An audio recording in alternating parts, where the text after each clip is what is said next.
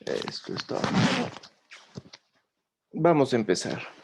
Bien, entonces, un tema muy puntual que quiero tratar es el tema de la planificación gubernamental. ¿Sí? La planificación gubernamental. La planificación gubernamental, en cierta medida, ¿sí? En cierta medida, es una novedad que nos trae la Constitución del 2008, el régimen constitucional del 2008. Y sí que en cierta medida va a ser un instrumento interesante e importante para la gestión pública, para la correcta gestión pública, pues no. Eh, con la planificación, los órganos administrativos van a tomar decisiones técnicas, decisiones que en cierta medida van a guardar una conformidad con estudios técnicos y además de estudios técnicos, con previsiones y sobre todo sobre la base de una política pública. Entonces, en esa medida, vamos a ver de que todas las decisiones públicas van a ser desde ahora o van a tener un contenido mucho más técnico, ya mucho más técnico. Porque todas las decisiones que se vayan adoptando deben dar satisfacción a un eje de política pública y además al Plan Nacional de Desarrollo. Y obviamente esto tiene que ser aplicado, sea por una autoridad electa con claras o con un claro eje discursivo de izquierda, como de derecha, como de centro, todos. Esa es una bondad, ¿no? Eso es importante, porque lo que permite y lo que invita a las autoridades y al sistema de organización administrativa es de que las decisiones sean tecnificadas en ese sentido, pues no. Entonces, podríamos decir, haciendo una conclusión anticipada, que es una novedad de la Constitución del 2008, en efecto. Esta novedad nos permite situar, pues, a la planificación gubernamental como un verdadero instrumento, ¿sí? Un instrumento de apoyo para la toma de decisiones, para la gestión administrativa. Entonces, en ese sentido, como instrumento de apoyo para la toma de decisiones, para la gestión administrativa, la planificación va a convertirse en un instrumento importante para la ejecución de acciones. Esto se traduce en ejecución de acciones.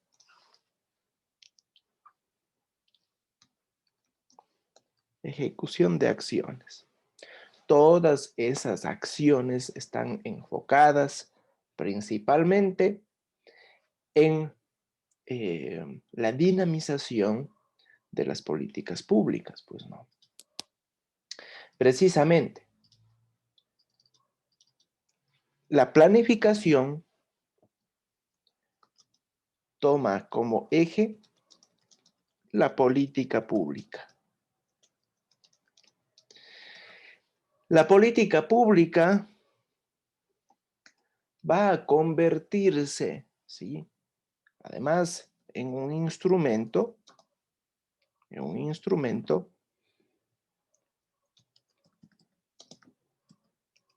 que permite identificar necesidades que requieren satisfacción. La política pública identifica técnicamente necesidades. Y la política pública necesita de una base de planificación. Y obviamente para que necesite esa base de planificación, en lo posterior además necesitará de normas administrativas para su implementación. Entonces, tomen en cuenta que la política pública va a trabajar de la mano con la planificación. La política pública, acuérdense, además, sumemos, son acciones y necesidades que el Estado identifica y además propone el conjunto de actividades que va a desempeñar y que va a realizar para dar satisfacción a esas necesidades, pues no. Por ejemplo, el señor Guillermo Lasso dice que su política pública va a estar enfocado, entre otras cosas, en el tema del fortalecimiento de la educación, del acceso a la educación. Ciertamente, sí, ciertamente, habrá que ver cómo lo hace. ¿Por qué les digo esto? Porque él dice, muy bien, fortalecimiento del acceso a la educación superior. ¿Mediante qué tipo de acción? Mediante la acción de eliminar, de desaparecer, ¿a qué? De desaparecer a la CENACID. Pregunto yo, ¿es una acción que puede llevarse a cabo? Pregunto, pregunto. Desde el punto de vista y desde el pensamiento jurídico, ¿es posible eso? Les pregunto.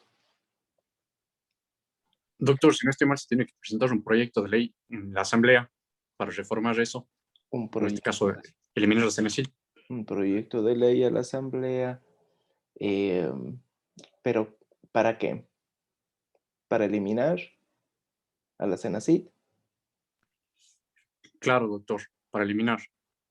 Ok, pero solamente un proyecto de ley que elimine a la CENACID, nada más. Nos vamos un poquito más allá. Dele más forma a la idea. Doctor, tal vez, aparte de solo eliminar, también un proyecto para crear otro sistema. Otro sistema. A ver, vamos más al origen. Tomen en cuenta lo siguiente y tengamos un pensamiento también constitucionalista. Señor Lazo y los asesores del señor Lazo se están olvidando de un tema. ¿Cuál es ese tema? El tema es de que lamentablemente nuestra Constitución ya está creando una autoridad que se encarga de ¿qué? Que se encarga de la educación superior. Entonces nuestra propia Constitución desde el origen ya está diciendo, ya está sugiriendo de que va a existir una autoridad que se encarga de ese sistema de educación superior. Y además, tiene que encargarse de la rectoría y también de la generación de política pública, pues. Además de eso, se encarga del registro de títulos. Entonces, bajo ese contexto, ¿quién se encargaría? Para eliminar la institución llamada CENACID, tendría que darse una reforma constitucional, vean ustedes, que elimine la presencia de una institución que sea el nombre que reciba, pero que parte de la Constitución. Entonces, un proyecto de ley no es tanto así. Tendría que darse una reforma que elimine ese artículo. Y les dejo con esa inquietud, ¿qué artículo es para la siguiente clase? Pues no. Entonces, pero vean ustedes, hay una política pública propuesta, pero tras de sí hay un cúmulo de acciones que se deben llevar a cabo para implementarla, porque de lo contrario quedaría un mero acto retórico que, bueno, pues no se lleva a efecto, pues no. Pero tomen en cuenta esto, ¿no? Acuérdense, la CENACYT o el nombre que llegue a recibir, puede ser, pongamos, bauticémosle nosotros, Ministerio de Educación Superior. Ese Ministerio de Educación Superior que estamos nosotros llamándolo aquí, parte de un enfoque constitucional. La propia Constitución está creando una entidad. Es una entidad genérica.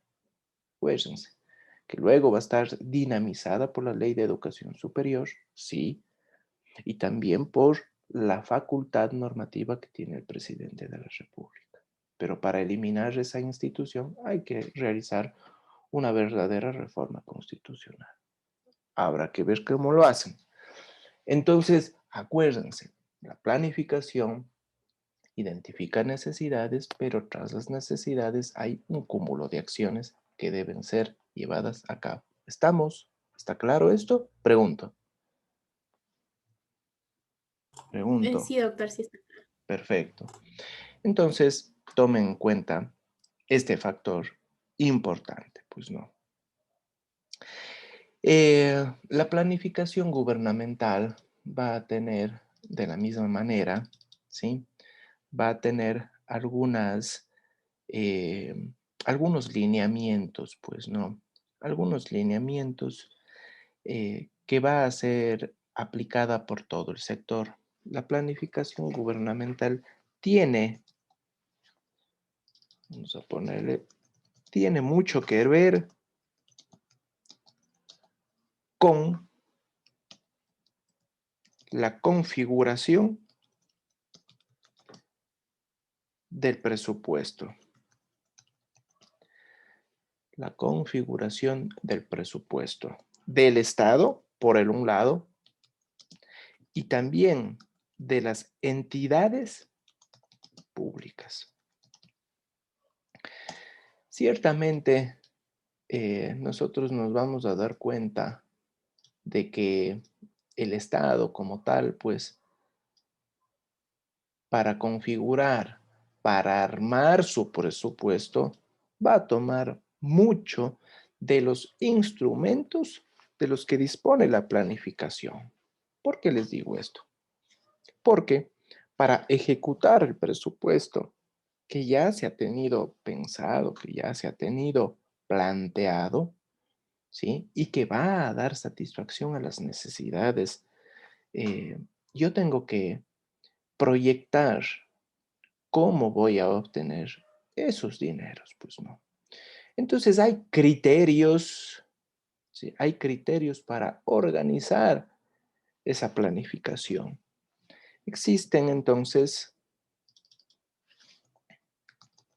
criterios para organizar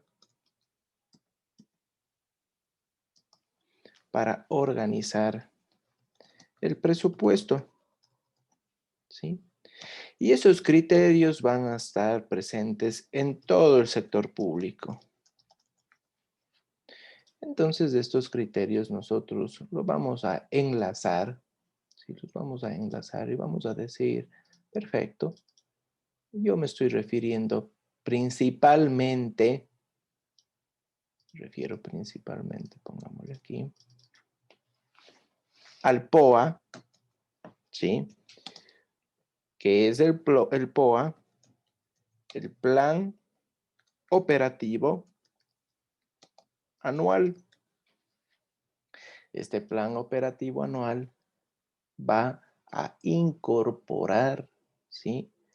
Todas las actividades que yo voy a realizar en un periodo fiscal específico en el año. ¿Sí? Todas las actividades que yo voy a realizar. Y esas actividades, todas ellas en conjunto, van a estar apegadas y van a ser tributarias del Plan Nacional de Desarrollo. Todas ellas van a estar encaminadas ¿a qué principalmente? A, eh, a tratar de que ese Plan Nacional de Desarrollo ya planteado por el gobierno electo se desarrolle, se vaya cumpliendo. No puedo hacer yo actividades operativas al margen del Plan Nacional de Desarrollo y al margen de una política pública establecida. Pero esto se lo planifica al inicio de año. Ojo, plan operativo anual. Entonces son actividades, un cúmulo de actividades, y ese cúmulo de actividades luego van a tener que ser financiadas. Yo identifico actividades para luego esas actividades necesariamente tengan que poseer la base presupuestaria necesaria. Plan operativo anual. Pero por el otro lado, también disponemos de otro criterio interesante, pues, ¿no? Tenemos nosotros el plan anual de contrataciones. Plan anual de contrataciones. Pongamos plan de contrataciones. Y aquí, eso. Y aquí nosotros vamos a ver que es un documento igual que se elabora, que se formula de una manera planificada y que incluye todas las contrataciones que una institución pública va a realizar en ese periodo fiscal, en ese año. En efecto, aquí sí que yo voy a incluir todo lo que yo voy a realizar en materia de contratación, y sean consultorías, sean contrataciones específicas de personal técnico capacitado. Entonces yo voy aquí a identificar todas las actividades que yo necesariamente voy a tener que contratar y que son necesarias para el cumplimiento de una política pública, pues, ¿no? Entonces, aquí yo voy a asentar una base presupuestaria. Pero por el otro lado, acuérdense, por el otro lado, finalmente, vamos a tener algo interesante acá también, el otro criterio. Tenemos acá el criterio llamado el famoso PAI, ¿sí? El Plan Anual de Inversiones. Entonces, el Plan Anual de Inversiones lo que va a asentar es una base de actividades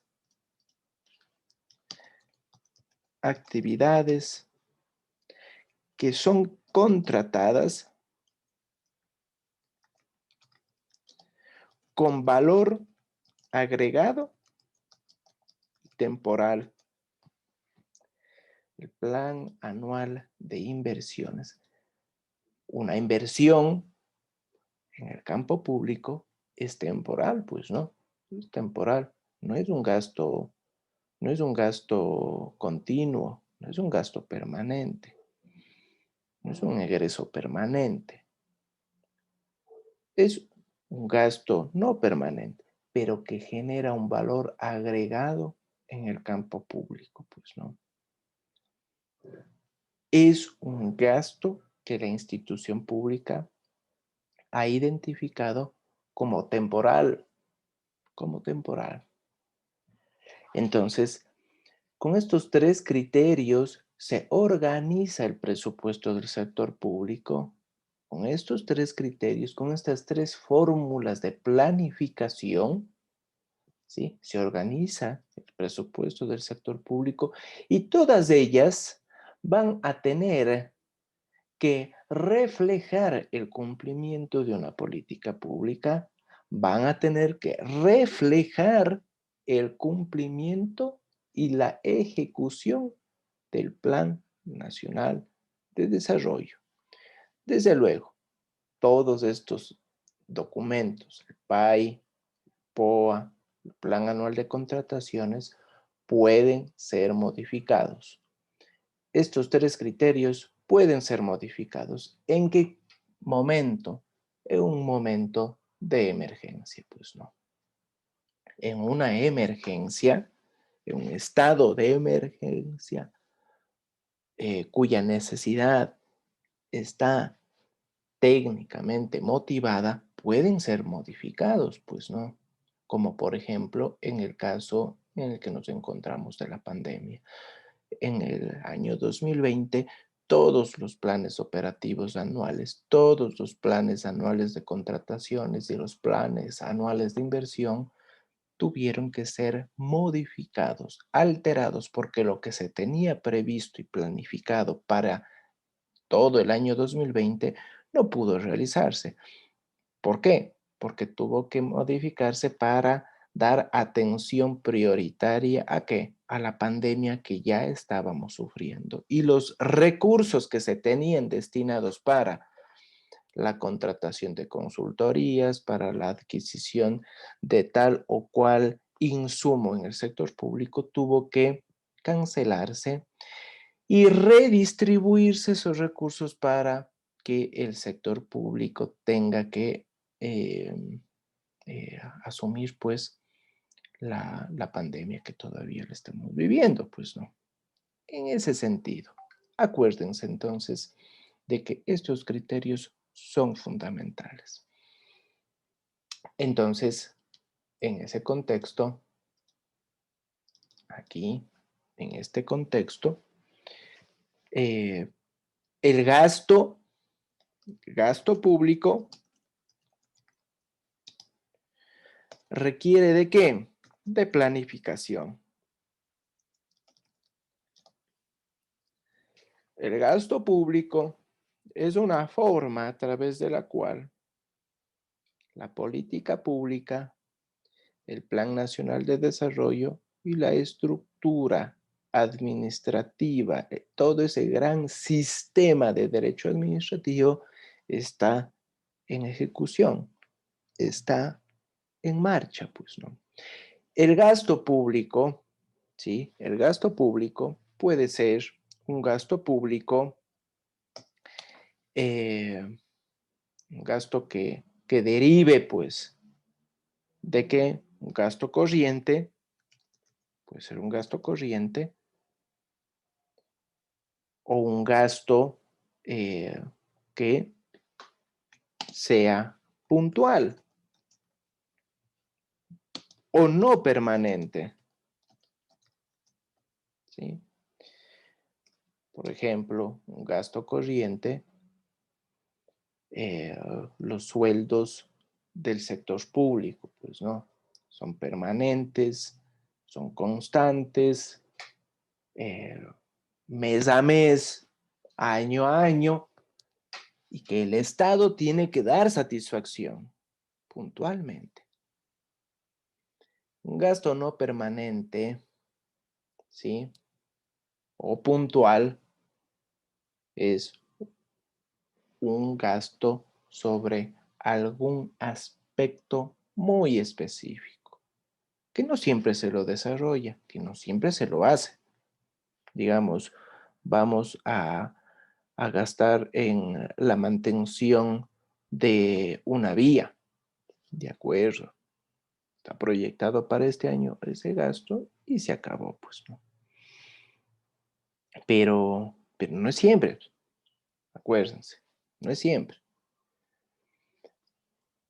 El presupuesto, acuérdense, tiene gasto público corriente y también el no permanente, que tiene que estar planificado, ojo, súper planificado, porque de lo contrario el gasto público no puede exceder al ingreso que yo tengo. Ahí estaríamos en déficit permanente, como lo estamos, ojo. Y ahí viene el tema del ingreso, ¿no? El ingreso público. El ingreso que tiene la misma reflexión que el gasto, pues, ¿no? Tenemos un ingreso público permanente, un ingreso constante, día a día, año a año, como cuál. como los tributos, pues no. Entonces los tributos es un gran ingreso económico que nutre de una manera importante las arcas del Estado, pues no, el presupuesto. Yo puedo proyectarme, yo puedo configurar el presupuesto general del Estado con un ingreso permanente sólido. Pero por el otro lado también tengo los ingresos no permanentes. No permanentes, como cuál. Vamos aquí, esto, eso. Los no permanentes, como por ejemplo, la actividad petrolera. Una actividad petrolera, sé muy bien de que durante tantos años yo voy a tener un ingreso por la explotación de un pozo petrolero o de unos pozos petroleros o de una mina. Yo sé cuántos años voy a tener o cuántos años va a tener de tiempo útil una mina, pues no. Entonces va a ser sujeta de explotación durante un periodo de tiempo, pero no es permanente, no es para el infinito.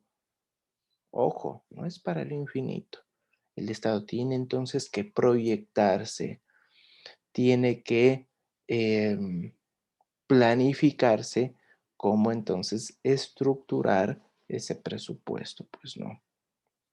Bajo este concepto, bajo estos criterios, el presupuesto general del Estado tiene que estructurarse, tiene que organizarse y planificarse, pues para la planificación correcta del Estado, pues no.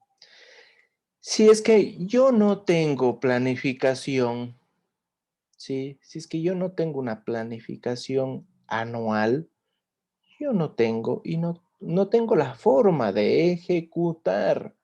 ¿Sí? Yo no tengo la forma de ejecutar eh, una actividad que necesariamente va a ser requerida para dar satisfacción o cumplimiento a una política pública. Por lo tanto, todo lo que no esté planificado no puede ser ejecutado.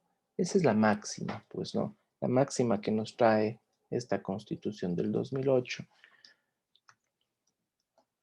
Lo que no está planificado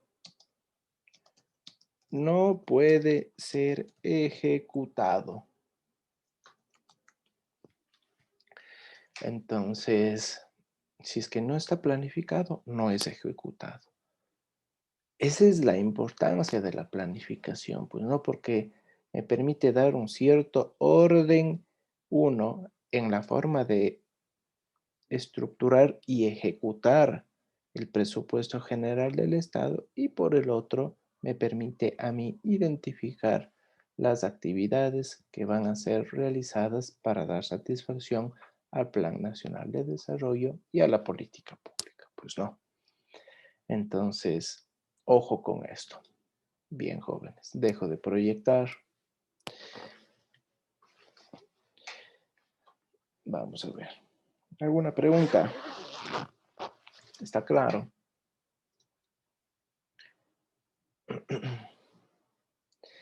Está claro, jóvenes. Entonces, dense cuenta de que a veces las propuestas políticas necesitan de un trasfondo muy técnico, ¿no? Entonces, un trasfondo muy técnico exige las actividades que se van a tener que desempeñar, desarrollar para dar satisfacción a esa propuesta de campaña. Tomen en cuenta que el Plan Nacional de Desarrollo es el plan de gobierno de las autoridades electas, en este caso del señor Guillermo Lasso. Pues no, el señor Guillermo Lasso tenía un plan de gobierno. Ese plan de gobierno ahora tendrá que mutar, tendrá que estructurarse y desarrollarse más todavía y tomar sus ejes centrales y elaborar y que esos ejes centrales configuren el nuevo Plan Nacional de Desarrollo, ¿sí?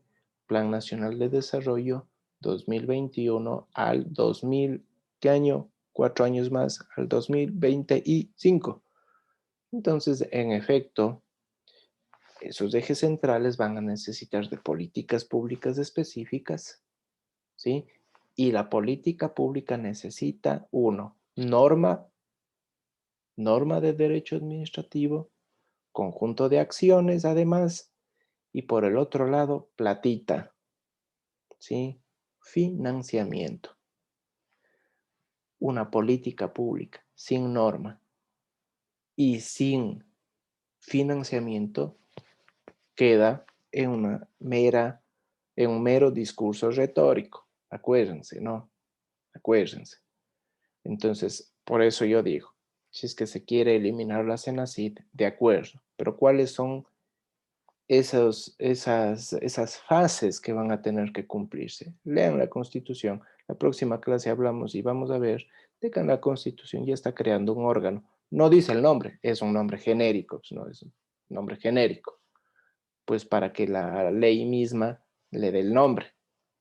Pero la Constitución ya está creando un órgano que está enfocado en el sector educación superior, acuérdense. Si quiere eliminar la CENACIT, tendría que eliminar ese artículo de la Constitución. Eso implica una reforma constitucional. Y eso es otra cosa que un simple proyecto de ley en la Asamblea. Porque ya ustedes saben las implicaciones de una reforma constitucional. Pero bueno, eso les dejo. La próxima clase quiero ese artículo y quiero que me digan ahí qué opinan. Estamos bien, jóvenes. Gracias y la próxima clase nos vemos. Muchas gracias, doctor. Gracias, doctor. Gracias.